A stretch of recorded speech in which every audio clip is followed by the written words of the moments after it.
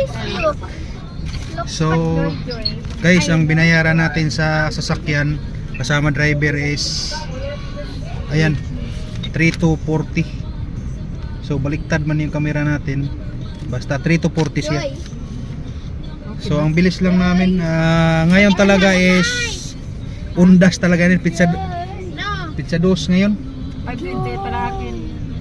528 yung regular fare. Estudyante, Sa estudyante is 422.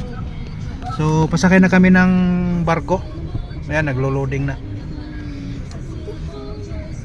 Ano kami? Pakalapan. So, land trip na naman papuntang Ayan na Rojas. kinukuha na yung Choy, anong Ayan. nilalaro mo? Parang konti lang yung sakyan. Ilang piraso lang to.